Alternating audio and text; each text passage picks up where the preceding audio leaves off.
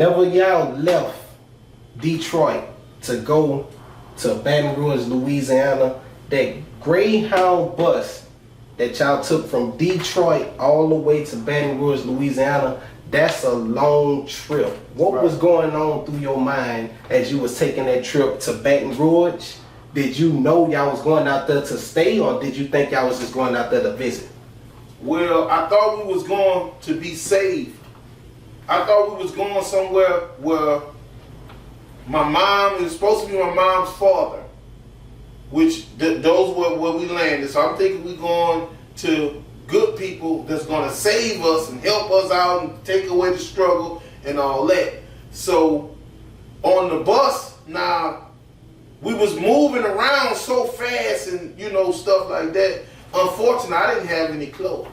So all I had what was on my back. That was the only thing worth bringing, what was on my back. That's how I was thinking. That's how bad we needed help. So we had like some peanut butter and jelly sandwiches, and we had some bologna sandwiches. And for some reason, we thought that was going to last. But I would say 3-4 hours into the trip, that was gone. We didn't have nothing to eat. We didn't have no money. We had one suitcase. My brother Percy P. Bleezy, he had a few clothes, and my mom had a few clothes. But the rest of us really didn't have anything but what we had on. My brother DeWan might have had a book sack or something. But like, I basically asked people for money at the on the bus and at the bus stations, because we stopped about 3 or 4 times. It took like 4 days to get here on the bus. So like, I'm asking people for money from the time we ran out of stuff, and like I did so well, like I provided my family with food and things like that on a Greyhound trip to Baton Rouge.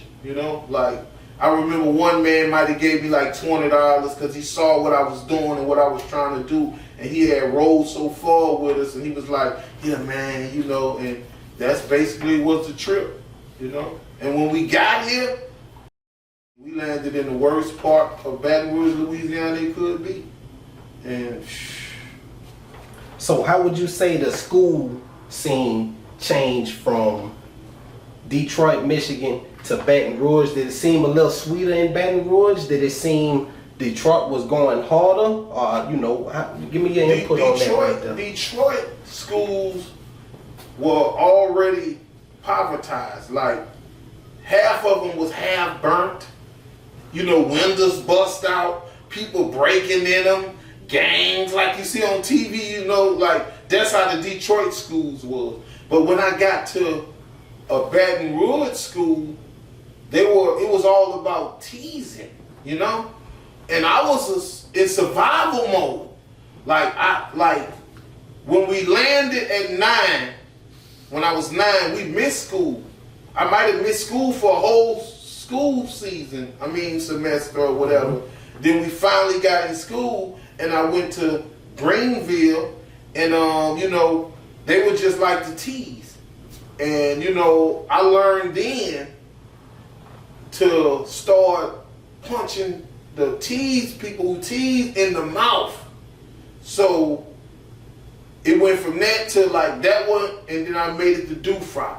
The first day I had to fight because teasing, like I'm in the office, I ain't even got rolled in the class, they walking by teasing, laughing, pointing, I'm like, yeah. So about time we got to the end of the line, where the bad dudes was at, I was ready to square off with one of them to show everybody else that that's what how I was gonna go. Yeah. And that's kind of sort of how it went.